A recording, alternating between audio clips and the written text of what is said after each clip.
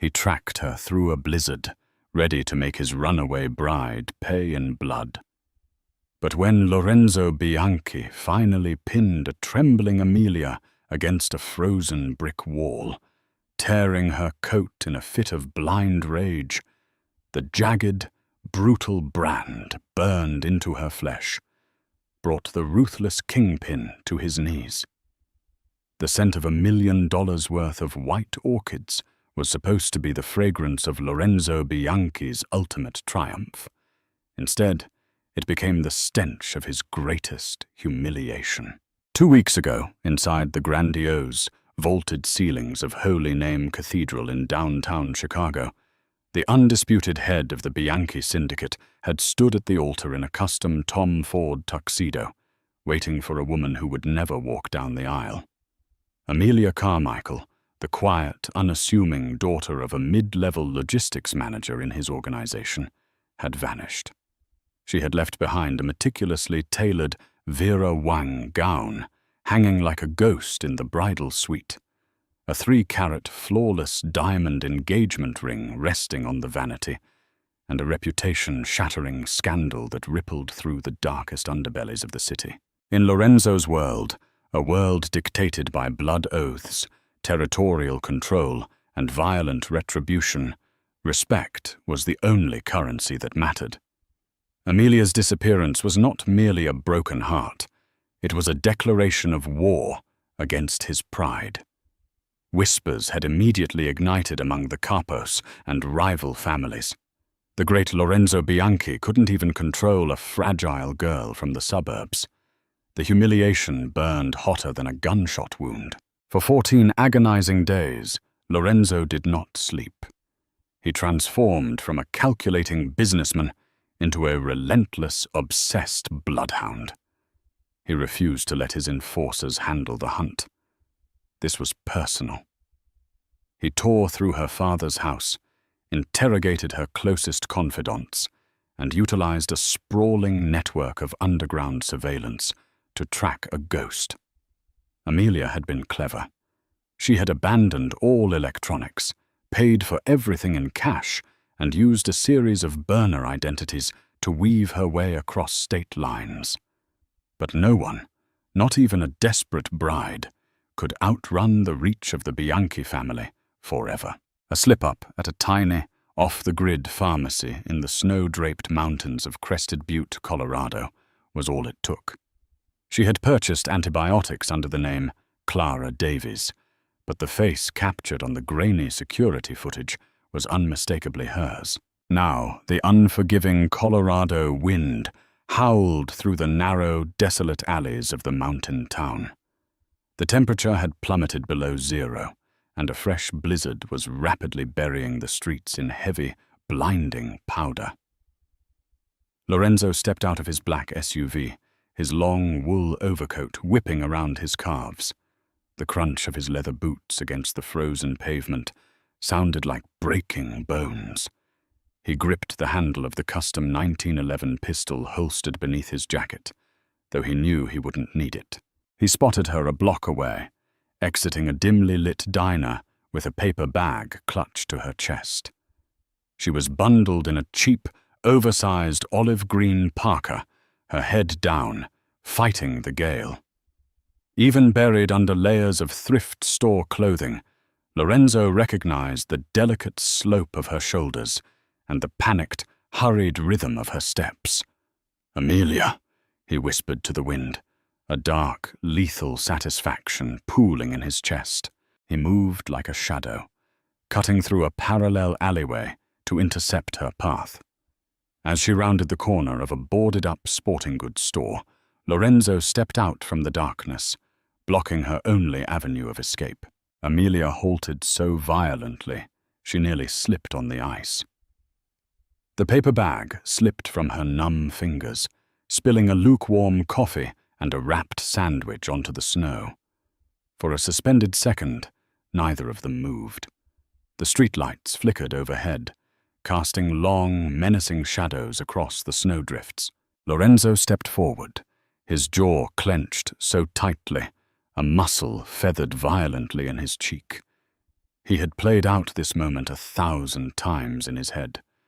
He had planned to drag her back to Chicago by her hair, to parade her in front of the family she had disgraced, to lock her away in his Lake Forest estate until she learned the true cost of making a fool out of Lorenzo Bianchi. "Did you really think?"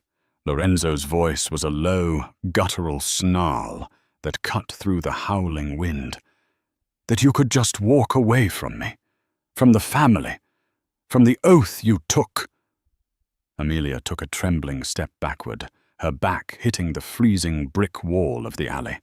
Her breath plumed in the freezing air in rapid, terrified gasps.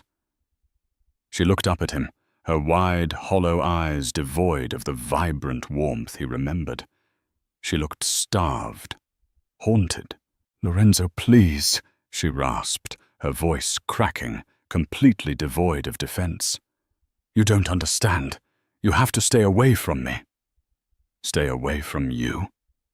He closed the distance in 2 massive strides, his imposing frame trapping her against the bricks.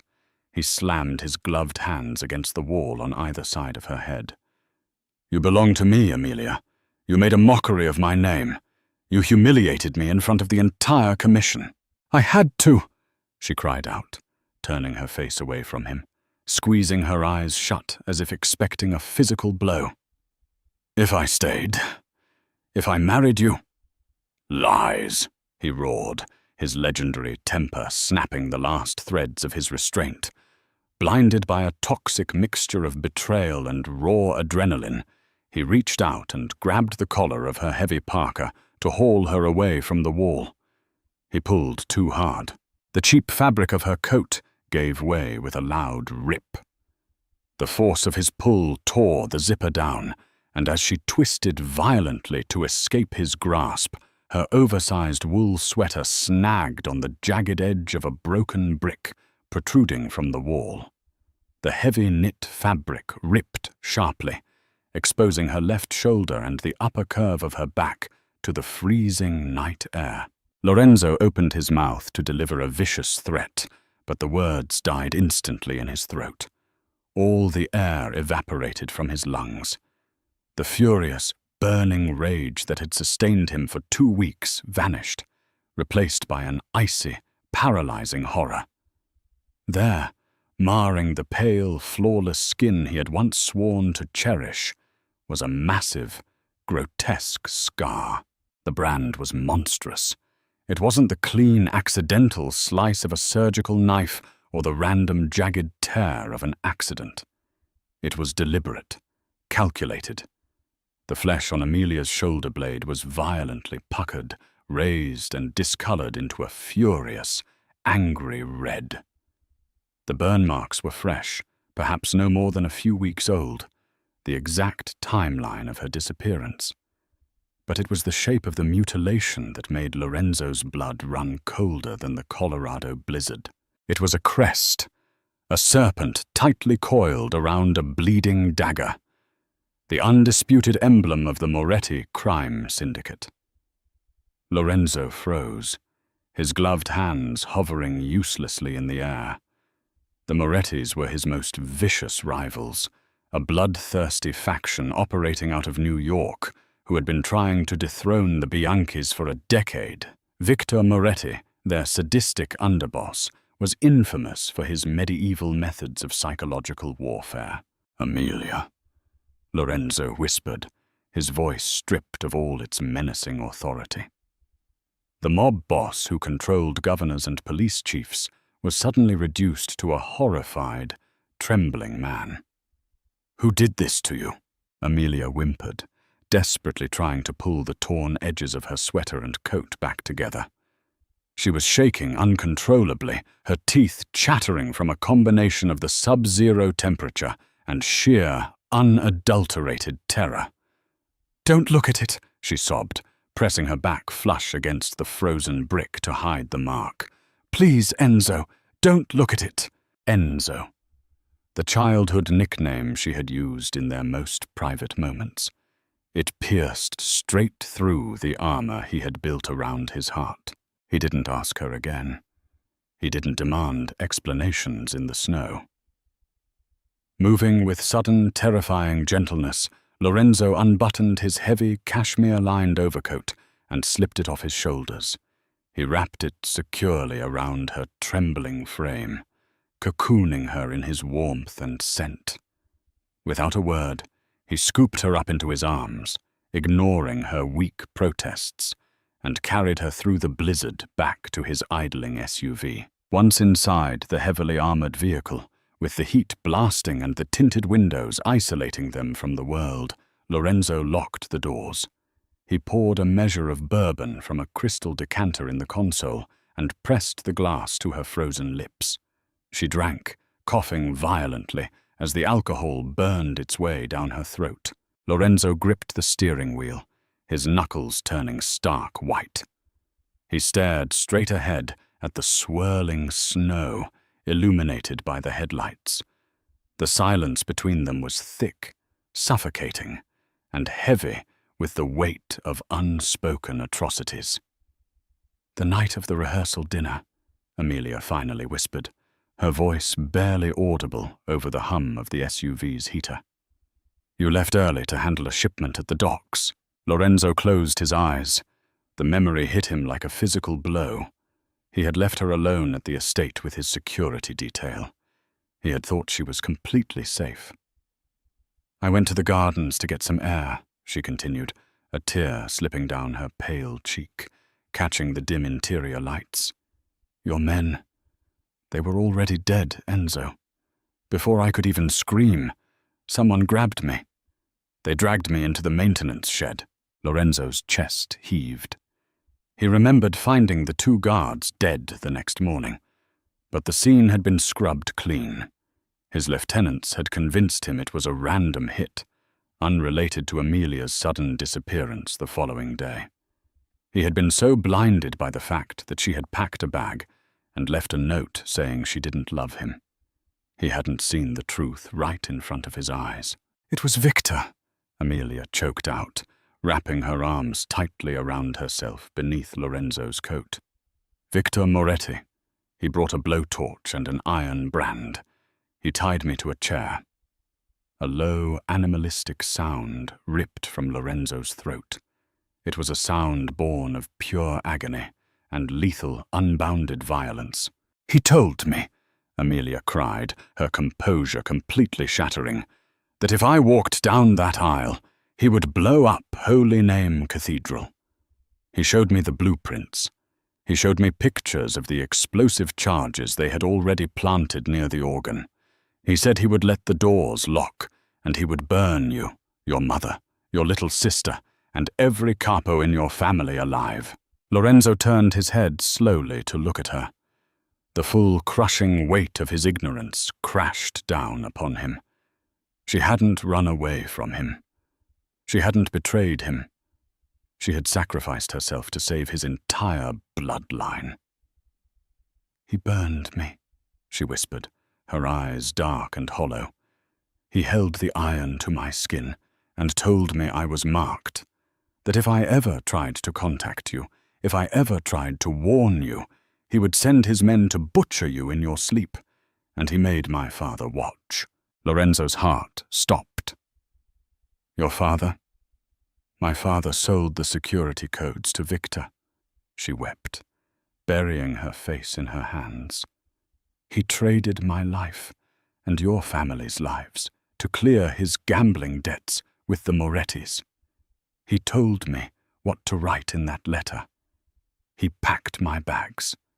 Victor told me to run and never look back." The silence in the SUV returned, but this time it was electric. It was the silence before a catastrophic explosion. Lorenzo Bianchi, the man who had spent the last 2 weeks plotting ways to destroy the woman he loved, now understood that the true enemy was sitting right in his own boardroom. Her father, Victor Moretti. They had defiled his bride, tortured the woman he loved, and manipulated him into a blind rage. Lorenzo reached across the console. He didn't grab her roughly. He gently pried her trembling hands away from her face, interlacing his large, warm fingers with her freezing ones. He brought her knuckles to his lips and pressed a slow, reverent kiss against her skin. "Amelia," Lorenzo said softly, though his dark eyes were completely dead, swirling with a promise of apocalyptic retribution. "They thought they could break you to break me, but they made a fatal mistake." "What mistake?" she whispered, staring into the face of the monster she loved. "They left you alive." Lorenzo pulled out his encrypted satellite phone and dialed a number he reserved only for total war. "And now, Victor Moretti is going to learn exactly why they call me the Devil of Chicago." The sleek silver fuselage of Lorenzo's private Gulfstream G65-0 sliced through the violent winter storm, ascending above the heavy Colorado clouds into the dead of night. Inside the heavily pressurized cabin, the opulent atmosphere was a stark contrast to the brutal reality of what had just transpired in the frozen alleyway. Lorenzo sat in a plush leather armchair, his jaw set like carved granite, his dark eyes fixed unblinking on the bed in the rear of the cabin. Amelia lay there, sedated and wrapped in heated cashmere blankets. Dr. Sullivan, the syndicate's most trusted trauma surgeon, a man who had extracted bullets from Lorenzo's own ribs without asking a single question, was carefully applying a soothing burn salve to the grotesque serpentine brand. The heavy scent of antiseptic mingled uncomfortably with the faint, lingering metallic tang of blood in the pressurized air. "The tissue damage is extensive, Lorenzo," Dr. Sullivan murmured, his hands moving with precise, sterile efficiency. He did not look up, knowing better than to meet the boss's eyes when the devil was pacing behind them. "The iron was held against her skin for far too long. It will scar permanently. I can recommend a plastic surgeon in Geneva once she heals, perhaps a skin graft." "No." Lorenzo's voice was barely a whisper, yet it carried the terrifying weight of an executioner's gavel. "We do not erase it. The scar remains. It is a testament to her survival, and a reminder of my failure." Dr. Sullivan nodded once, packing away his medical instruments into a black leather bag. "She needs rest. The psychological trauma is just as deep as the physical burn. When you land at O'Hare, keep her isolated." Lorenzo didn't need to be told. The moment the jet's wheels kissed the tarmac in Chicago, Amelia was quietly transferred into a heavily armored SUV and driven directly to Lorenzo's fortress, a sprawling, triplex penthouse at the top of the St. Regis Chicago.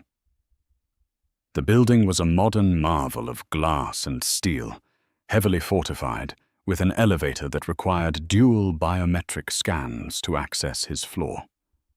Once inside, surrounded by floor-to-ceiling windows overlooking the icy expanse of Lake Michigan, Lorenzo finally allowed himself to breathe. He sat by her bedside until the first gray rays of dawn pierced the skyline, holding her fragile hand against his cheek. But the morning light did not bring peace. It brought the hour of reckoning. Leaving Amelia under the guard of his two most lethal enforcers, Dominic and Matteo, Lorenzo descended into the city. He did not go to his corporate boardroom.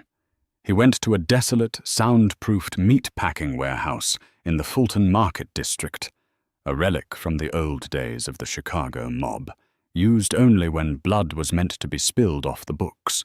Thomas Carmichael, Amelia's father, arrived at the warehouse at exactly 9 in the morning, escorted by 4 of Lorenzo's men. Thomas was a slender, balding man who wore expensive Italian suits that always looked a size too big for his cowardly frame. He walked into the freezing warehouse, rubbing his hands together, his eyes darting nervously toward the meat hooks hanging from the rusted steel tracks above. "Lorenzo, my boy." Thomas forced a trembling, grieving mate, stepping into the dim light of a single, swinging bulb. Your men said you had news. Tell me you found that ungrateful girl. Tell me you found Amelia. I swear to you, when she is brought back, I will discipline her myself for disrespecting our family." Lorenzo stood in the shadows, smoking a thick Cuban cigar. The cherry glowed violently in the darkness, the only indicator of the pure, unfiltered rage boiling beneath his tailored black suit. He stepped forward slowly, the heavy thud of his shoes echoing off the concrete floor. "You would discipline her, Thomas?" Lorenzo asked, his voice smooth as silk, yet laced with venom. He took a slow drag of his cigar. "A father's love. It is a beautiful thing to witness. A man should always protect his daughter." Thomas swallowed hard, sweat beading on his forehead despite the freezing temperature of the warehouse. "I raised her better, Lorenzo. I don't know what possessed her to run on the eve of the wedding. It broke my heart." "Did it?" Lorenzo closed the distance between them. He reached out, his hand moving so fast, Thomas flinched, expecting a strike. Instead, Lorenzo gently straightened the lapel of Thomas's expensive coat. "I had a very interesting conversation with my bride last night, Thomas, in a blizzard in Colorado." The color completely drained from Thomas's face. His knees buckled slightly, his breathing turning into shallow, panicked gasps. You found her." "Lorenzo, whatever she told you, she's confused." "The girl is hysterical. She told me about the blueprints to Holy Name Cathedral," Lorenzo interrupted, his voice dropping an octave, echoing like thunder. "She told me about the explosive charges hidden near the organ. And she told me about the brand." Thomas fell to his knees. The facade shattered instantly. "Lorenzo, please! Victor Moretti had me by the throat. I owed him $2 million from the underground casinos in Macau. He threatened to kill me. I had to give him the security codes to the estate. I had no choice." "A man always has a choice," Lorenzo whispered, crouching down to look Thomas directly in his weeping eyes. "You could have come to me. I would have paid your debts. But you didn't just sell the codes, did you, Thomas? My men intercepted Victor's financial ledgers this morning. You didn't just wipe your debt. You accepted a 10% stake in the Chicago logistics routes. You sold my life, and you let a butcher burn your own daughter's flesh for a promotion." "I thought he was just going to scare her," Thomas sobbed, grasping desperately at Lorenzo's pant leg. "I didn't know he brought an iron. I swear to God." Lorenzo stood up, his face devoid of all human emotion. He looked down at the pathetic creature sobbing at his feet, the man who had handed his innocent bride over to a monster. "God cannot hear you in this room, Thomas," Lorenzo said coldly. He turned his back and began to walk toward the heavy steel exit doors. "Matteo!" From the shadows, the towering enforcer stepped forward, unholstering a suppressed Glock 19. "Don't shoot him," Lorenzo commanded without looking back. "A bullet is far too quick for a traitor who burns his own blood. Hang him from the chains. Let the cold take him, just like she froze in the snow." The agonizing screams of Thomas Carmichael echoed through the warehouse, but Lorenzo was already gone. He had cleansed his own house. Now it was time to burn down Victor Moretti's empire. New York City was entirely unaware that a ghost had crossed its borders. 3 days after the execution in the Chicago warehouse, Lorenzo Bianchi sat in the back of a blacked-out armored Cadillac Escalade, parked silently on a wooded bluff overlooking a sprawling, heavily fortified compound in the Hamptons. Victor Moretti's fortress.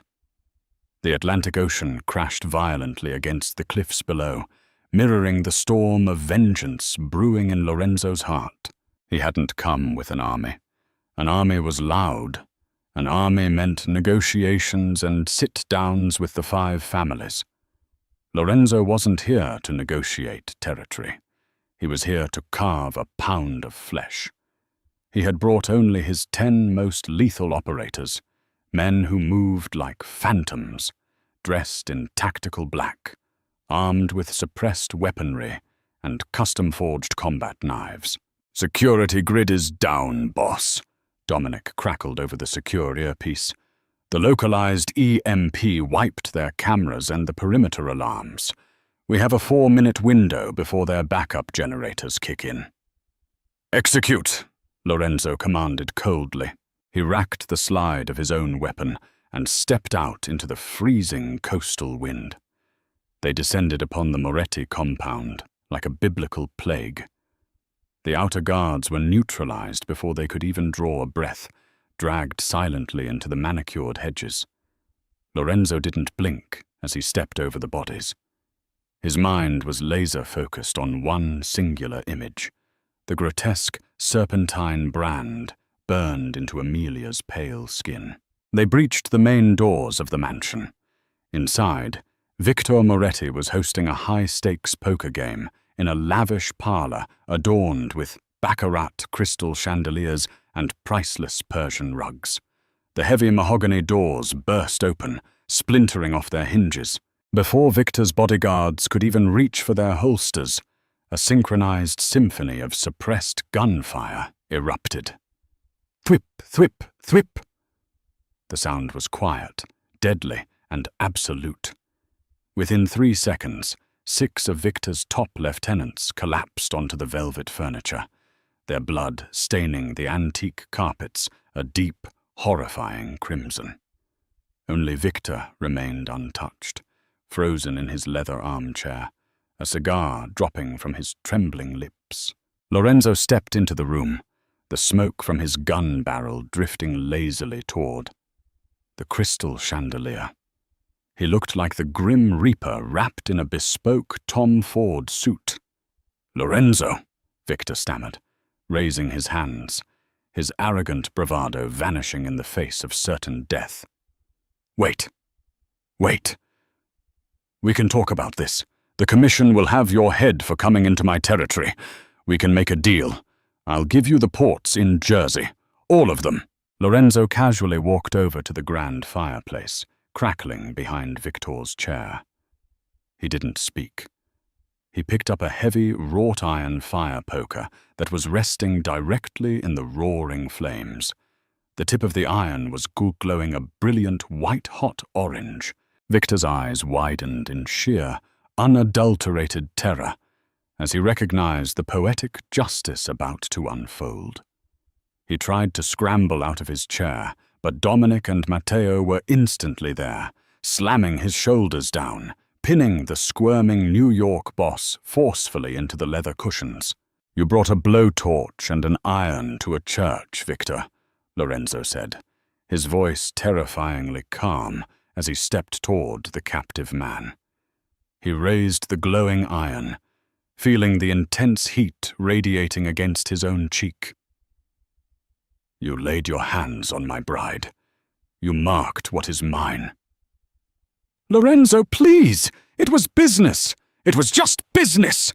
Victor screamed, thrashing wildly against the unyielding grip of the enforcers. "To you it was business," Lorenzo whispered, leaning in so close that Victor could see the absolute lack of mercy in his pitch-black eyes. "To me it was a declaration of war, and a Bianchi never leaves a debt unpaid." Lorenzo didn't hesitate. He drove the glowing iron poker squarely into the center of Victor Moretti's chest.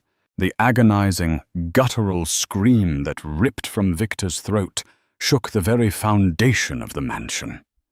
The sickening smell of burning flesh and scorching silk filled the lavish parlor. Lorenzo held it there, his face completely impassive, watching the life drain from his greatest enemy's eyes, until Victor finally slumped forward, dead. Lorenzo dropped the cooling iron onto the bloody rug. He adjusted his cuffs, turned his back on the carnage, and walked out into the ocean breeze. The debt was settled. The ghosts were put to rest. 1 week later, the bells of a small private stone chapel on the outskirts of Lake Forest chimed softly in the winter air. There were no flashing cameras, no rival capos, no million-dollar orchid arrangements. The pews were empty, save for Dominic, Matteo, and Dr. Sullivan. Lorenzo stood at the altar, waiting. And this time, she did not run. Amelia walked down the short aisle. She wasn't wearing a sprawling Vera Wang gown. She wore a simple, elegant ivory slip dress that clung to her curves. But it was the design of the dress that made Lorenzo's breath catch in his throat. The back of the gown plunged drastically low, purposefully exposing her left shoulder. The scar was there. Raw, raised, and vicious. The Moretti serpent wrapped around the dagger. But Amelia stood tall, her shoulders back, holding his gaze with a fierce, unbreakable strength. She was no longer a victim hiding in a blizzard. She was a queen, wearing her battle wound with pride. As she reached the altar, Lorenzo didn't reach for her hand. Instead, he stepped around her. In front of God and the few men he trusted, Lorenzo bowed his head and pressed a gentle, lingering kiss directly onto the jagged, ruined flesh of her scar.